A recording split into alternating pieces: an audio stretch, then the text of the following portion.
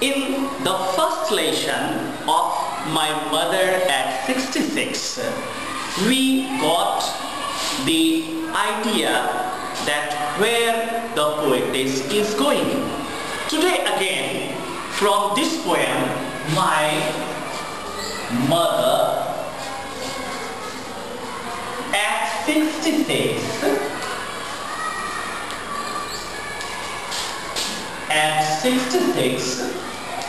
we will get the rest part of the poem. Just I want to review the first lesson that I described about this poem, My Mother at 66, that we learned in that first part 5 things. Where the poetess Kamala Das is going, what is the day, what is the time, and where she is going. She is going to Kochi airport. And we also learned that mother is 66 years old, and this is the twilight stage of her life. And in this life, no one can say with certainty that how long she will survive. So this poem has an emotional appeal. And it also reflects the Indian way of life, Indian way of attachment of a daughter with the mother. So this is the whole theme gives us the flavor of Indian soil. So today we will proceed from there. In my first class, we got idea up to here, driving from my parents' home to Kochi last Friday morning. I saw my mother beside me, doge, open-mouthed, her face ashen like that of a corpse, and realized with pain. And here one figure of his speech was also used, and that was Shimli. Shimli is the figure of speech in which a comparison is done with the help of like or as. And here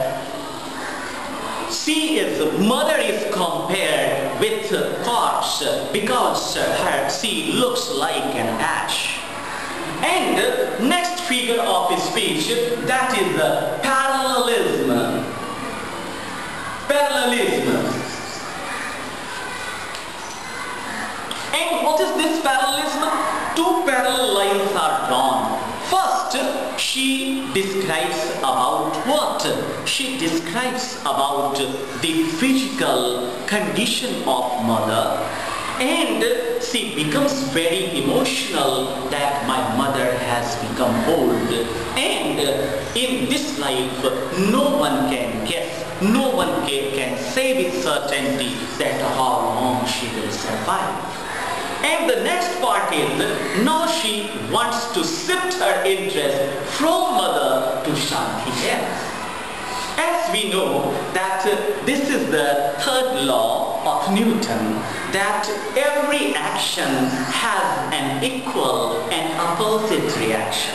So she is going very fast because she is on the vehicle, and the other things are moving backward.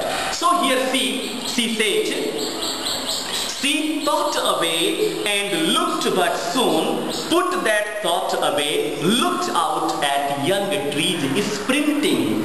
Sprinting means running.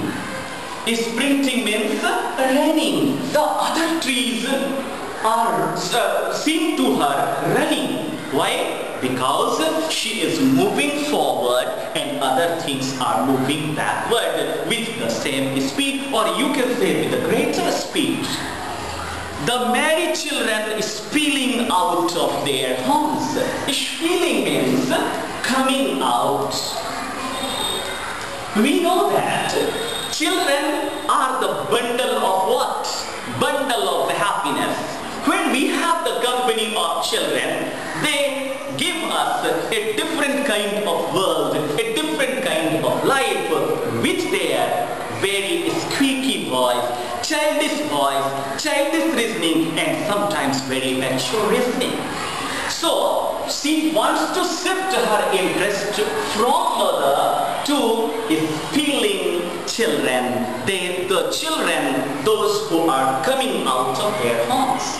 And the children are coming out of their homes, so they are in very happy, they are in gay, and this gay makes this poetess also the feel of happiness.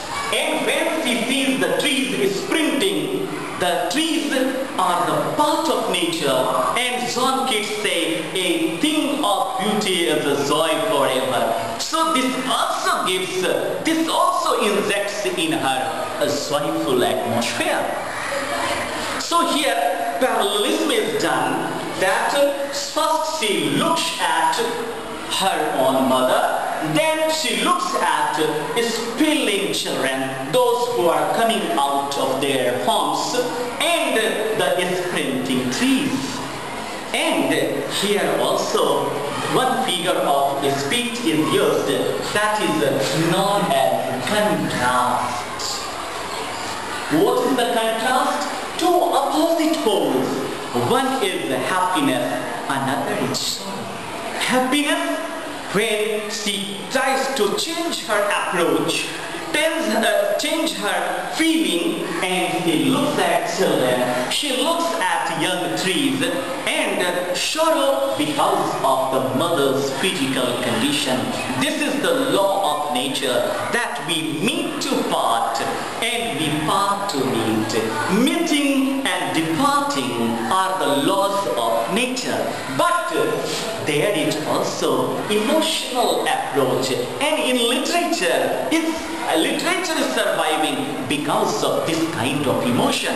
So she becomes emotional even knowing that this is the law of nature. So here another figure of speech is used, that is contrast. So we have got three figures of speech: contrast, simile, and parallelism. And with the help of these figures of speech are called jewels of the poem. And with these jewels and ornaments of the poem, she weaves the whole poem. And in this whole poem, you will find that there is single sentence, single line. This shows that the thread of idea comes to her, and she makes a beautiful garland of this kind of feeling. A beautiful garland is made with the brush, with the help of words. And next part is, but after the airport's security check, as we know that where she is going to Cochin airport, and she finds that in there, as everybody knows that when you go there, your security check is done, luggage is also checked, and your whole body is also checked. This luggage is also scanned, everything is done. So now she is not very close. Now she is a few yards away from her mother. So see, here a different type of image is taken. Here this was close image, the corpse image, and now distant image is taken from her. And she compares, I looked again at her. She gets the opportunity to see her again. And now, this time, she is not very close to her, but she is a bit far away from her. And she looks at, and another image comes. See, wan, pale. Wan means colorless. My mother is colorless because she has lost the youthfulness of her life. And she looks at pale. Pale means what? No, colorless. And when When means she is in very short and in the crumb.